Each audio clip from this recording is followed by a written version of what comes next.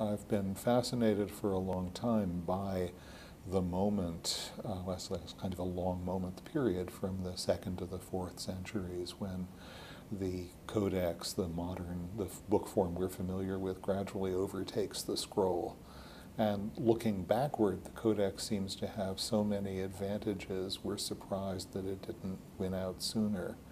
It's bound more safely, it holds a great deal more text, it's easy to look things up, it's easy to carry it around, it's easy to identify it by writing something on the cover. All of these are advantages that are much harder to find with scrolls. And yet it's clear that it took more than technical advantage for the scroll to win. There were, I think, two things it had going, for the codex to win, two things it had going for it. One, we're now understanding that Romans really liked codexes.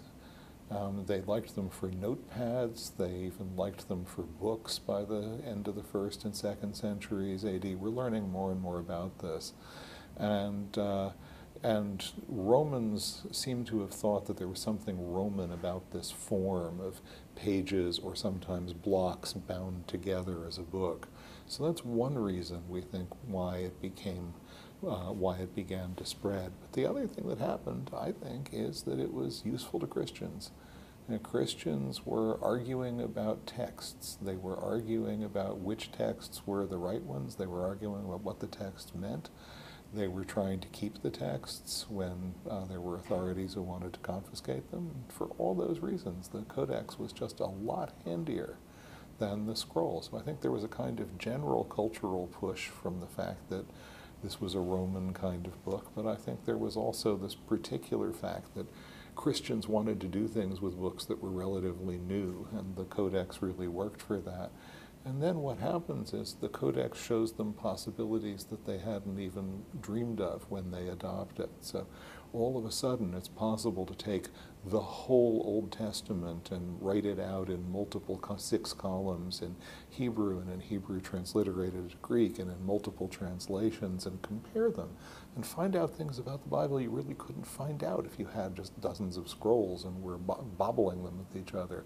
All of a sudden it's possible, as one of our heroes of that book, Eusebius, did, to take the history of the world and represent it graphically in a way that you can follow like a flip book, page after page. It becomes one of the most popular forms of history right down into the 18th and 19th centuries, and I ended up writing another book about that with another younger collaborator.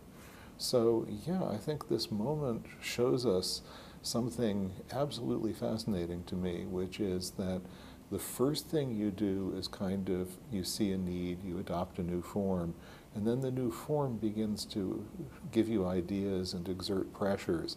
And I don't actually think we've hit that stage yet in our current revolution. When I look at most websites, they look to me like Scribner's magazine in 1870. You've got a ribbon of text between ads, and the site itself costs money to put up just the way Scribner's magazine did, but ideally you get enough advertising revenue to pay for it and make a little profit. And I think that we're very far from having leaped to a point where design on the World Wide Web, design in websites and whatever takes the place of websites, really exploits the possibilities of the new medium and shows us more of the things it can do.